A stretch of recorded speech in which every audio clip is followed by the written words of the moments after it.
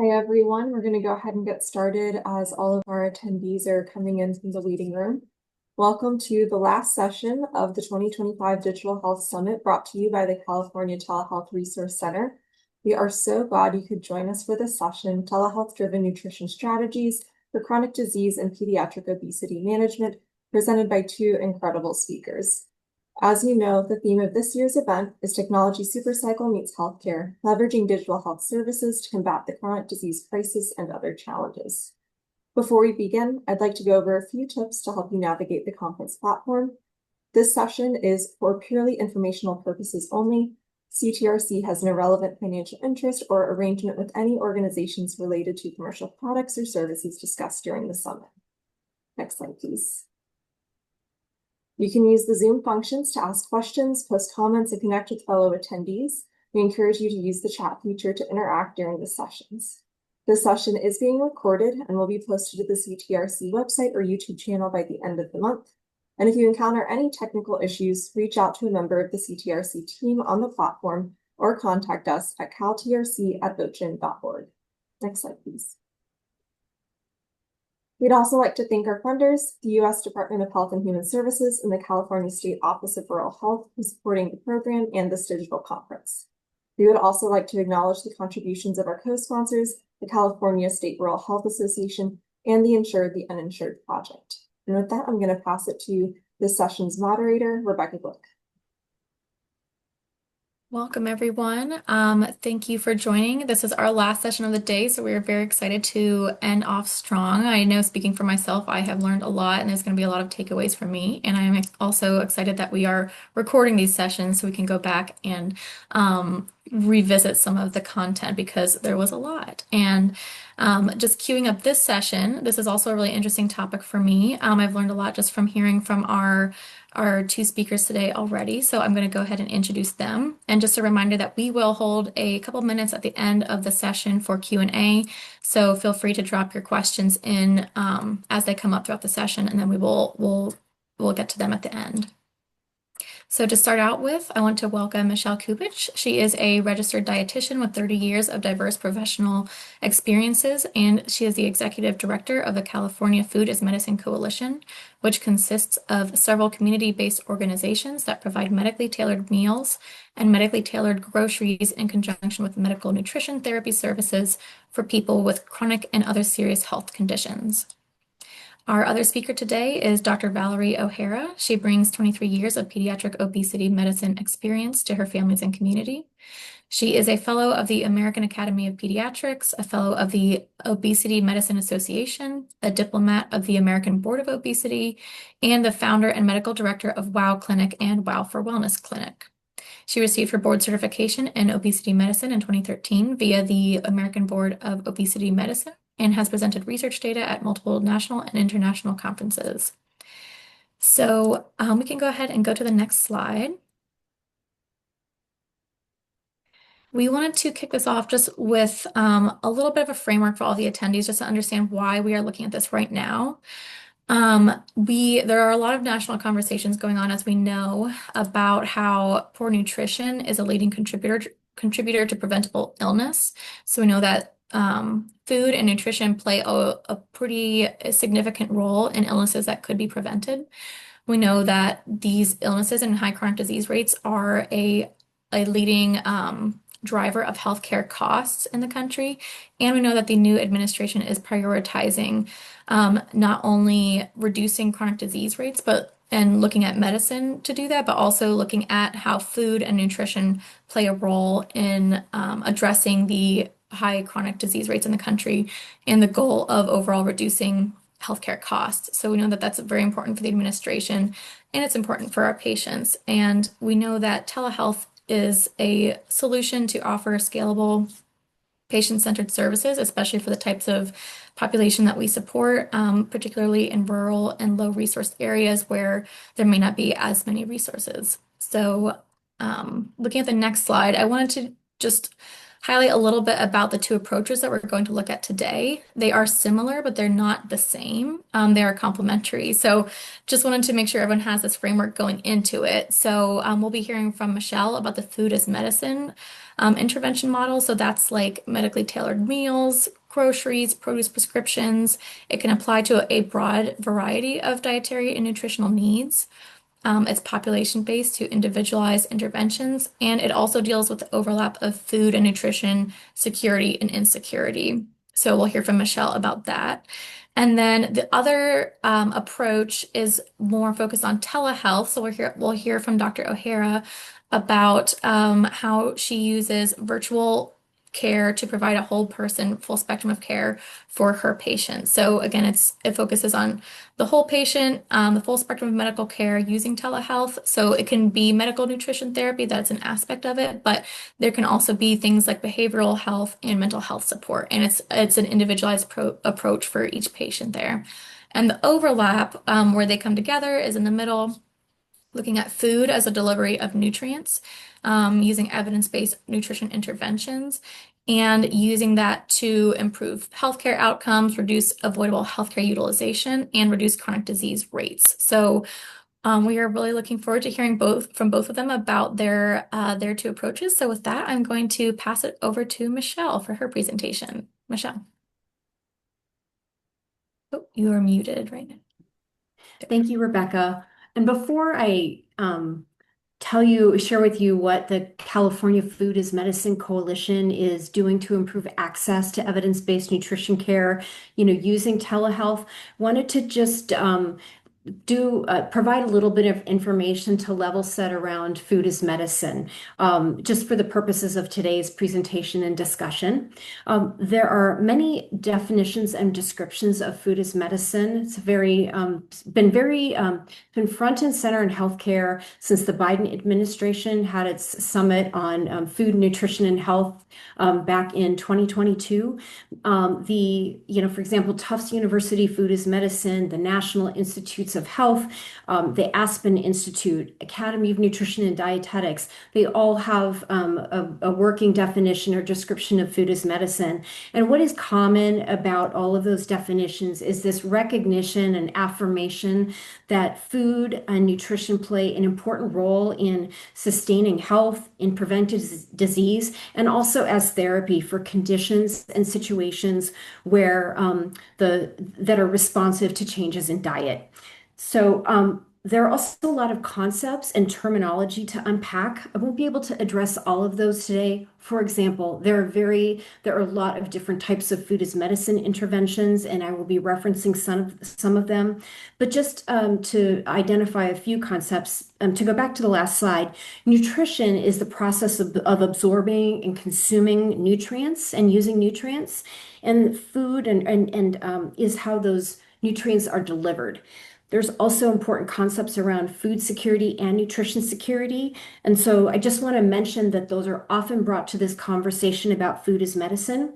But what I want to point to is this pyramid that you see in front of you that illustrates a snapshot of a population level interventions for food as medicine that covers everything. If you look at the bottom, it will be a reference to population-based programs, which may be programs such as, but not limited to, SNAP or CalFresh, senior meals, women, infants, and children, programs that address food security and nutrition security, moving up the pyramid to specific nutrition incentive programs, produce prescription, which can be administered through many different ways, something called medically supportive groceries and meals, and medically tailored meals and groceries, which is what I will be focusing on today as the organizations that I work on behalf of. Those are the primary interventions that they are providing.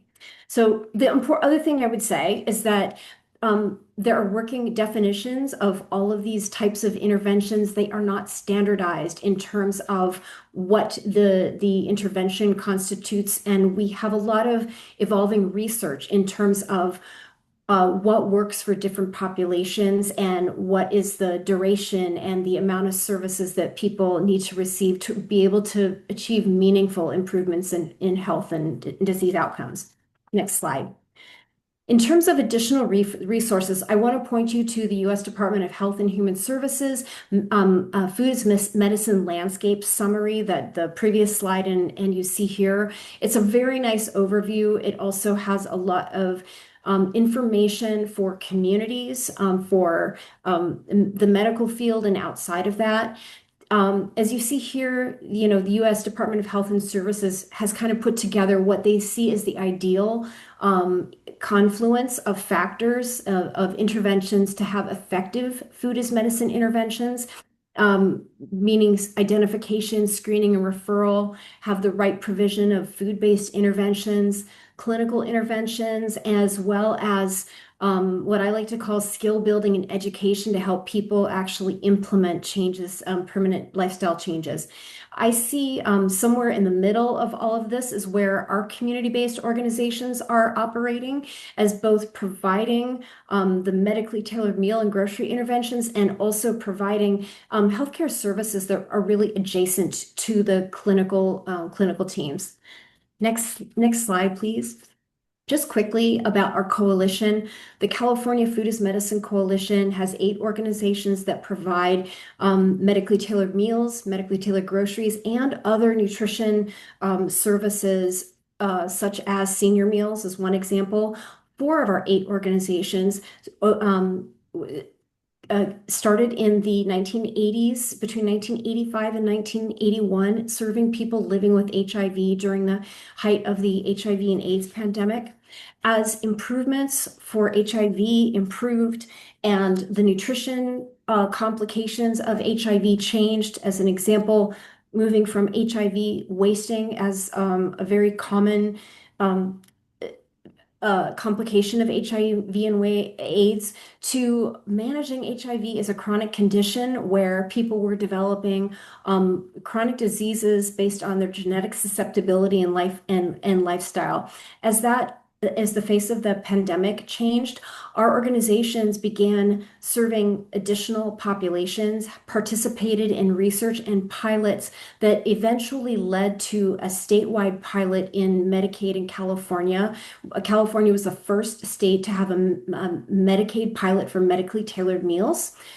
During the pandemic, our organizations provided medically tailored meals to high-risk populations in Medi-Cal, and also 7 of those 8 organizations are currently providing medically tailored meals, medically tailored groceries in what's called the CalAIM in lieu of services program. Next slide, please. We also have about 20 registered dietitians working in the organizations. Their roles include everything from making sure that being involved in everything from menu development of therapeutic diets and quality assurance, but they provide medical nutrition therapy as a component of the intervention. So these are our organizations and where they're located out, in the state. The organizations do have the capacity to actually provide nutrition services beyond the counties in which they do reside. Next slide, please. So as I mentioned before, food as medicine interventions are not yet standardized. It's a work in progress. So I do feel that the message to you all is, if you are learning about food as medicine or you're having conversations with potential organizations, to always ask clarifying questions about what the organization is and all of the details about the programs. I can speak only for our California Food as Medicine organizations and let you know what we are doing in terms of how they are delivering services, which may be different than how some other organizations are providing medically tailored meals and groceries, is that we do require a referral from a healthcare provider, and we really consider these services to be part of an overall treatment plan for your patients and of your practices. Also, the meals are really, on some level, they're therapeutic diets or base therapeutic diets that may be appropriate for multiple populations. Some of the main conditions for which medically tailored meals might be indicated be diabetes, chronic kidney disease, dialysis, heart failure, cardiovascular disease, some cancers, chronic obstructive pulmonary disease and complications of that, HIV. It's not limited. There are certainly others. Malnutrition would be another condition. So the other just to things to clarify what the intervention is, our organizations are providing an intervention that might be typically 2 meals a day, sometimes 3 meals a day, and those needs are intended to meet an estimated 1/3 to 2/3 of estimated population needs. The menus are developed per National Food as Medicine Coalition nutrition standards, and those standards are informed by guidelines and evidence for specific health conditions. And then the registered dietitians are providing medical nutrition therapy, which is often referred to loosely as nutrition assessment and counseling to people with these health conditions. And then one key thing that differentiates our services is that people actually receive they can either pick up meals and groceries or they are delivered to the individual by an actual person, by a volunteer or staff member. Next slide, please. This is not a lecture on telehealth, but I do want to point out that there is evidence to support the effectiveness of nutrition counseling provided via telehealth. And telehealth nutrition counseling provided by telehealth has been something that's been approved by the Centers for Medicare and Medicaid Services since 2006. Just utilization was very low before the pandemic. Next slide, please. And then to illustrate further, the important thing I forgot to mention is that many of our organizations have been providing these interventions via audio only. And we recognize that California Department of Healthcare Services wants to expand access to services provided by telehealth. And we have seen some of the data that demonstrates that people actually do have more access to technology that might enable more visits to occur via telehealth. So as a registered dietitian, I've also provided services in person via interactive audio and audio only. And I do think that there are some differences and some key advantages to providing services via telehealth. Next slide, please. I think to have a visual relationship with a patient is fundamentally different, and it can be critical to solidifying that trust and engagement for follow-up, which is really critical. I think it makes the intervention more real, not just that somebody's calling you to get some information to provide services, but you're really entering into a relationship. As a dietitian, it also provides additional abilities to provide assessment, and that can include everything from the physical assessment. We look at skin and hair it can be a component of nutrition assessment. Can also see signs sometimes of and evidence of malnutrition and eating disorders and things that you might not see in an audio only encounter. It also enables people to get a sense of people's living situation, and it can be a very positive experience to have a client or a patient be able to grab something from their cupboard or their refrigerator or a supplement that they have, and that they're actually really driving that intervention. There's also just improvement in the effectiveness of communication, just that nonverbal communication is incredibly important, especially if there's education and counseling occurring and you're trying to understand, people's understanding and also just ambivalence in terms of making dietary changes. So there's both the counseling and the education component where telehealth offers additional capabilities, such as the sharing of information and resources that you can do in that interactive video that you might not be able to do in a telephonic only encounter. I think it's also easier for caregivers to attend appointments, which is very valuable. And I cannot emphasize just professional job satisfaction. I think it is much more rewarding and to be able to interact with people in both interactive video rather than audio only. It takes a lot of effort. There's also other reasons. We're very mindful that the CMS flexibilities around telehealth are only temporary, and our organizations are pursuing contracts to provide services outside of CalAIM community supports. And so there are benefits to really being able to offer patients multiple intervention modalities. Next slide, please. I think some of the key challenges would be ones that aren't unique to our setting, but because we are community-based organizations and under-resourced, there's a lot of competing priorities. What is not here, I think, on this slide is that there are attitudes about and assumptions about people's ability to participate in interactive video and telehealth interventions. We know that there's data that shows that the Medi-Cal population in California actually does have much broader access to digital connections than some healthcare providers assume. But I think that some of the key barriers are the administrative and workflow related issues and things that, related to compliance and support and making sure that clients and patients are actively, prepared for an interactive audiovisual interaction. The other things that are not specific to telehealth but can factor into it would also include the additional considerations that you might need in terms of claim submissions. And then we are also in community-based organizations. Sometimes the perception that the services are lesser than what might be provided in a healthcare setting, when as a dietitian, I can tell you that how our approach to client care and patient care is really driven by a code of ethics, standards of practice, professional performance, and evidence. And so the setting is less, it really doesn't matter. And so if you are a clinic or a healthcare provider, it's important to get clarification from other organizations outside of your system when they are providing services to get clarification on what those services are.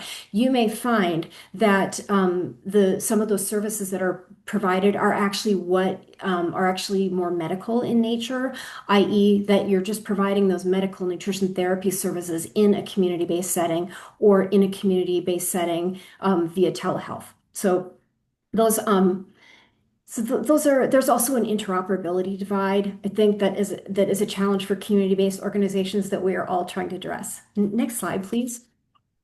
So in terms of CalAIM, if you are a primary care provider, health system, and you're serving the Medi-Cal population in California, your patients may have access to food as medicine interventions if they meet qualifying criteria by their managed care plans in California. So I'm not going to go by every step of this slide, but the first thing that you want to do is you may be able to refer your eligible populations to food as medicine services via what are called CalAIM community supports.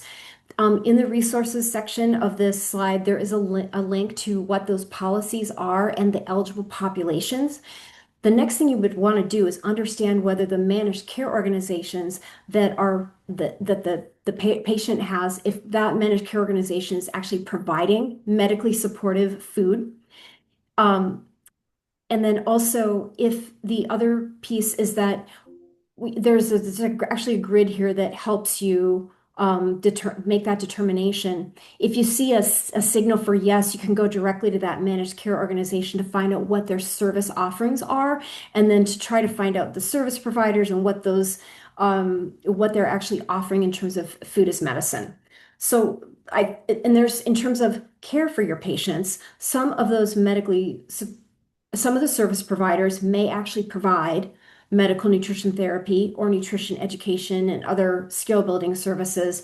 If they do not, you may be able to arrange for the food as medicine intervention for your patient, and then you and your healthcare teams can do follow-up with that patient or make referrals to get other evidence-based and healthcare services through the managed care network, such as, but not limited to, medical nutrition therapy, diabetes self-management and education, diabetes prevention programs, some of those other chronic disease programs, which may be offered virtually.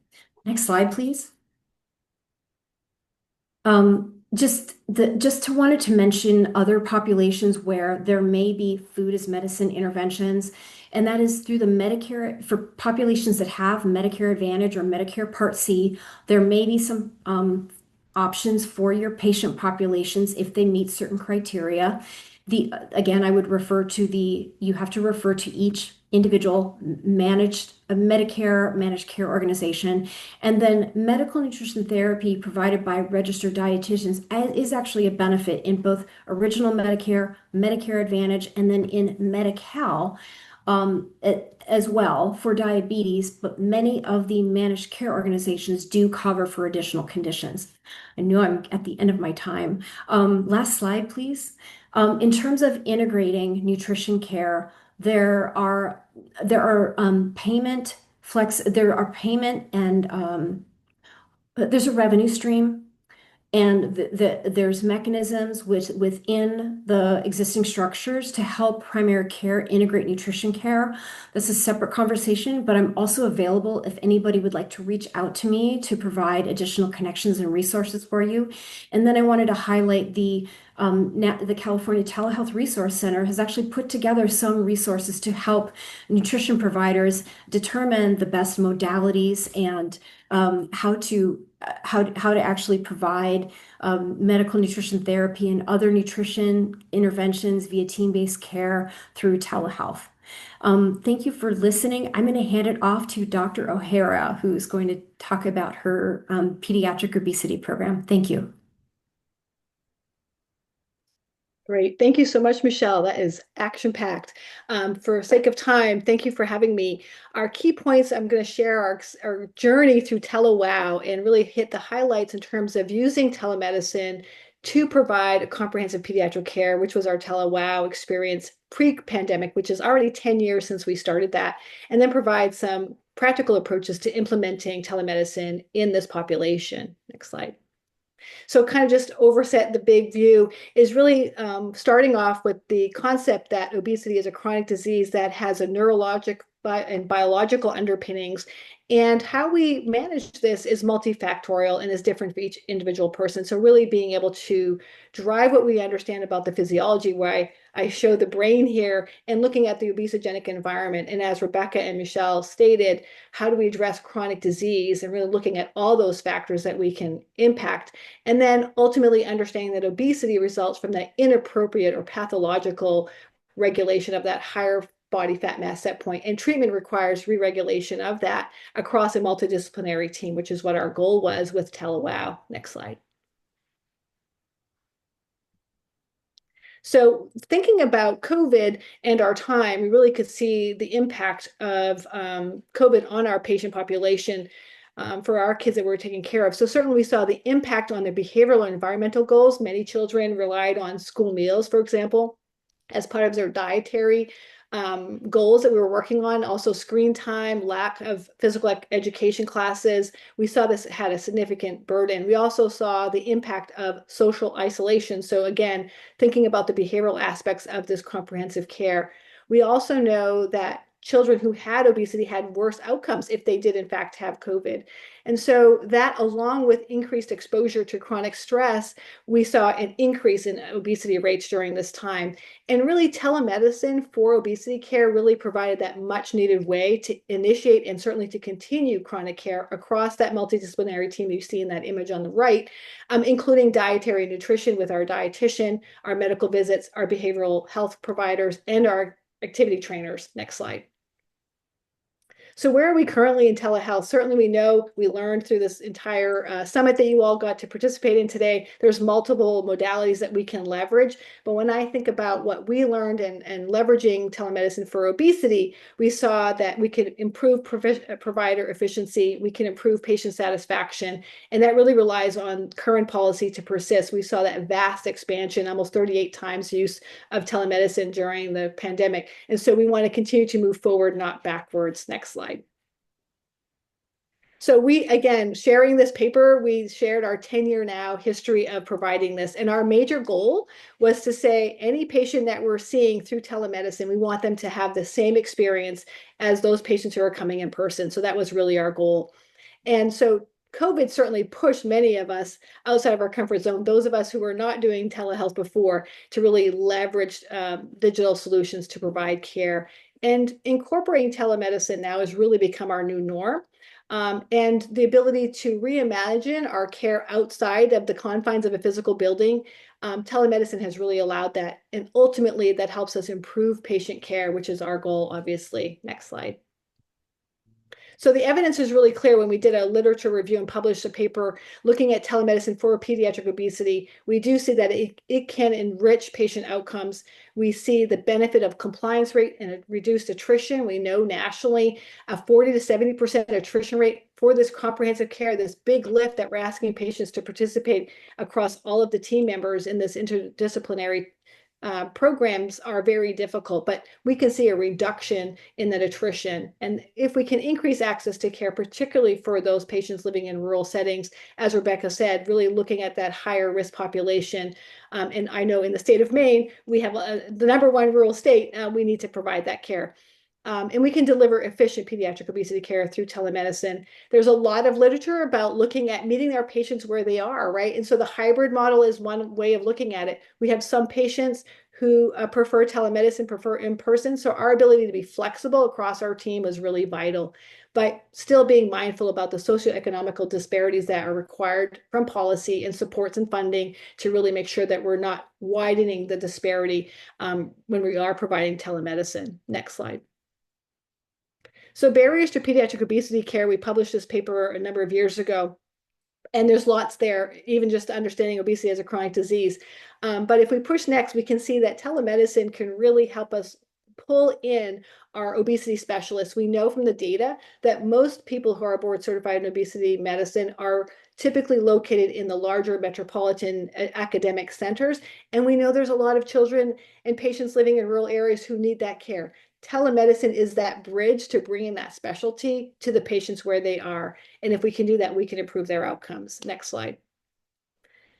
So when we first started our TeleWell program, this was 10 years ago, right? So the originating site had to be at a primary care practice. So we partnered with a pediatric practice in the northern part of the state. And we would go there and see our new patients in person. Our follow-up visits were through telemedicine, and then we'd go up there quarterly to do new patients and some follow-ups. What we learned in that initial experience was many successes, right? Lots of collaboration within the originating sites team, but also finding resources within those communities, no matter how small. We partnered with a local college for the personal trainers, and the kids got to use that facility, which was fantastic. There were challenges to that model back then, right? We had to get credentialed at every site. We had to get new contracts. We had to think about training each and every staff member as they may have had turnover. And we also had to be cognizant that we're going into their physical space as their practice, right? So we had to be flexible if their team was changing or their schedules were changing. So being able to use home as the originating site has certainly lessened some of those challenges as well. Next slide. So our patient volume before COVID for our telemedicine was about 10%. Obviously, COVID, we turned 100% to telemedicine. We were able to support our colleagues who had never done it. So they'd be calling me up, hey, Val, what about with this happens or that happens? We could really support our inner team. Post-COVID, if you push next, we can see that we continued with about 60% of my patients were being seen through telemedicine. And for about 2 years post, we had all of our dietary and behavioral health through telemedicine. Next slide. So thinking about the future of telemedicine post-COVID, there's lots of successes that we can think about. But if you push next, really, my focus is reducing attrition, improving access to care. And in terms of challenges, we see those there. But if we can make sure that policy and fee structure for telemedicine remains, we push next, and then probable socioeconomic disparities, that we're not ignoring those, because we don't want to make this harder for our patients who are already disadvantaged. So we want to support them in all ways that we can. Next slide.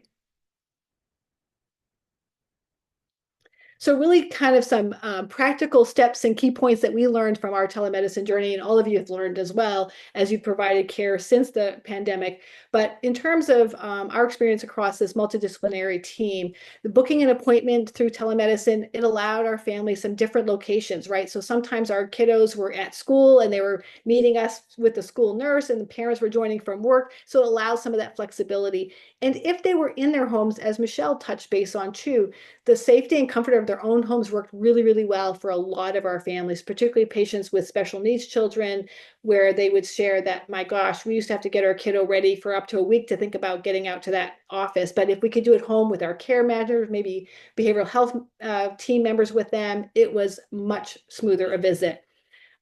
Many times I get questions in chats about, if you're doing obesity care, how are you monitoring things and how are you getting accurate vital signs? And so I think we can be very creative about how we do that. There's lots of ways to be done. And remembering to leverage your shared EMRs if you have those, but also partnering with other people who are involved in the patient's healthcare, their primary care, their school nurses. We can get those vital signs and do a really, really good job of taking care of our patients. As I said at the beginning, our goal was to provide the same kind of care, just with this modality.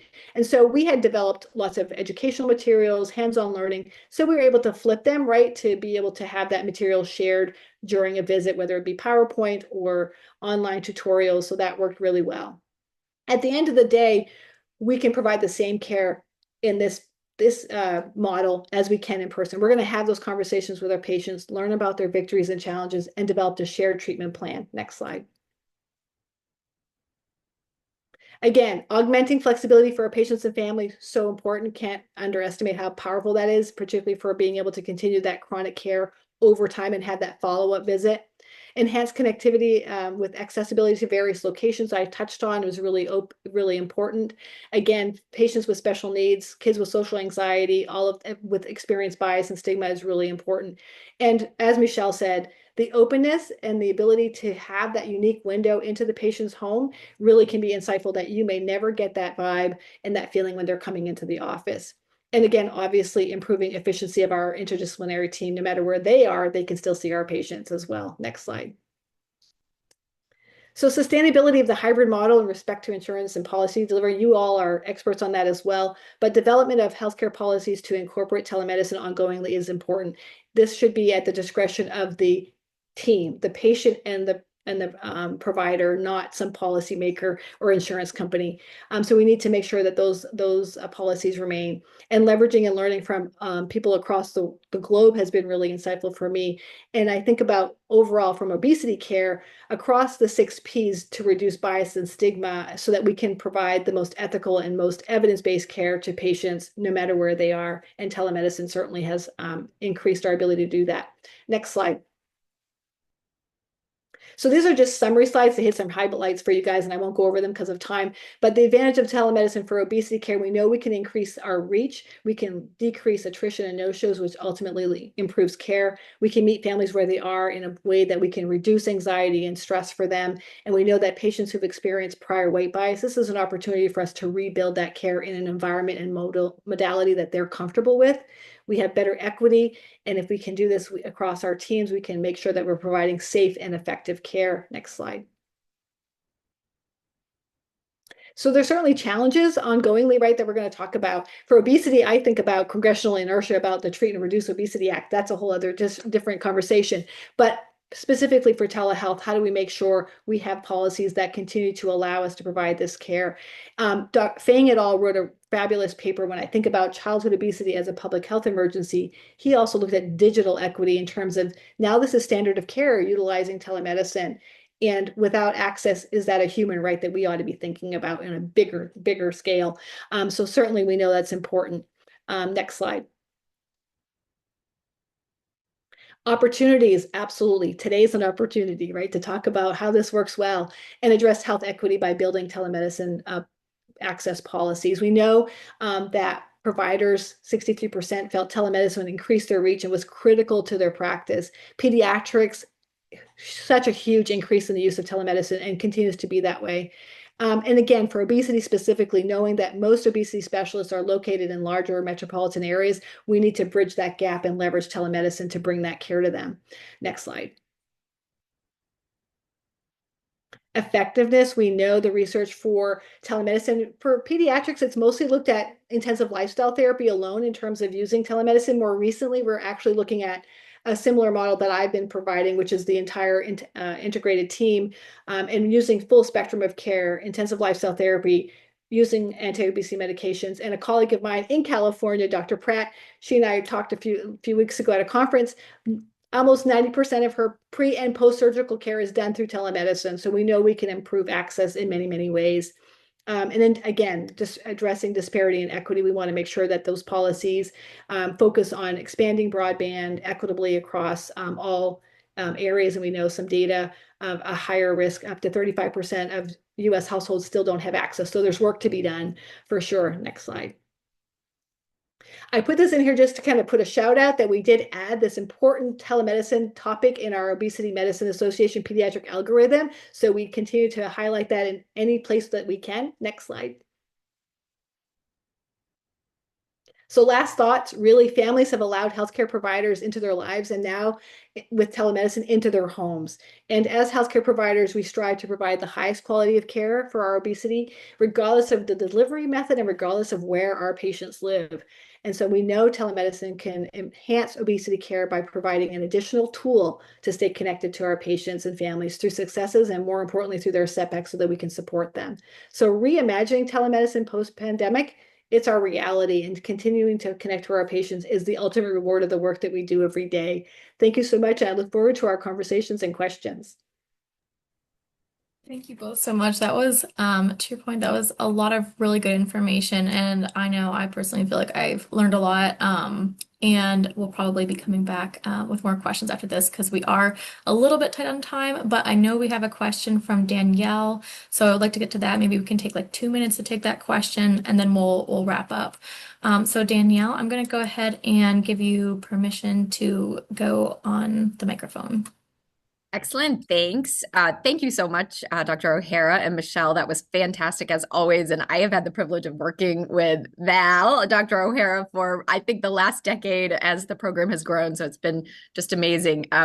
So both of you, your approaches both leverage food as a clinical tool, but with very different delivery interventions. How can telehealth providers better understand which model is best suited to their patients' needs and context? Yeah, I think, for me, it's a component of it, right? So I think it depends on what your treatment goals are and your population. So I think they're really supportive of one another and finding what matches for your patient. So for us in our pediatric obesity care, we're very much, a typical as Michelle talked about revenue stream, we have the flexibility of being able to use our dietitian to provide medical nutrition therapy. We have less constraints in terms of being able to bill for that. We have obesity is a diagnosis that we can actually bill for our dietary care, whether it's in person or through telemedicine. So I think from my view, it's really part of that holistic approach for the patient. Thank you. I would add to that your question is about food as a clinical tool, and so I actually see it as an opportunity for doctors like Dr. O'Hara and others who know in areas where we know that diet is a component of treatment and management of health conditions, and being able to bring the food piece in. It's often given lip service, but food is not necessarily a replacement for medication, although there may be times where you achieve improved lifestyle that results, in decreases use of medication. But I think it's complementary, and it gives the clinicians, the treating providers, another tool to use. The key thing, though, is it does require that I think that the healthcare provider and teams actually they do have to have a sense of what the patient's situation is. They have to have a sense of what they're actually eating and consuming to be able to understand whether the food as medicine options available actually align and are going to help, achieve improvements in health and specific treatment goals as they are. And so there's kind of a lot that you have to go through, but to figure out the fit. But I think it's helpful because it's actually enabling physicians to actually allow patients to implement changes that are conceptually basic but behaviorally complex. So true. Well, I think that was very helpful for me, and I want to thank you both so much for this information. I think this was a really great session. And I'm going to pass it to Lydia. I know we have just 1 minute left. We want to make sure everyone gets a chance to do the survey. Thank you all again so much for joining, and thank you to our speakers. And I will pass it to Lydia to wrap us up. Thank you. You are muted, Lydia. Thanks, Rebecca, and thank you to both of our incredible speakers. This really was a great way to round out our day. There should be a survey popped up on your screen, attendees, so we would like to invite you to complete that and let us know how you enjoyed the session and if we're meeting your needs at sessions like these. We will take all of your survey responses and really read them carefully. If you would like to engage further with CTRC, get some ongoing support, make sure to check out our website where you can find all sorts of resources. Some of them are linked in the chat, and you can always contact us directly at caltrc@ochin.org. Next slide, please. The next event CTRC will be hosting is the AI Bootcamp, co-hosting with several other of the telehealth resource centers in the country, as well as a few other organizations. The registration for that will open June 1st, and there will be virtual and hybrid sessions from June through August. So we hope to see you there, and there's a registration link in the chat as well. Finally, we have a monthly newsletter that goes out. So to stay in the know about all things digital health happening in California, please scan that QR code and subscribe. And with that, I just want to say thank you to our wonderful speakers, our moderator, and our attendees. It's been a really great day, and for those of you who've been with us the whole day, we thank you for sticking with us and hope to see you at future CTRC events. Thanks. Thank you all.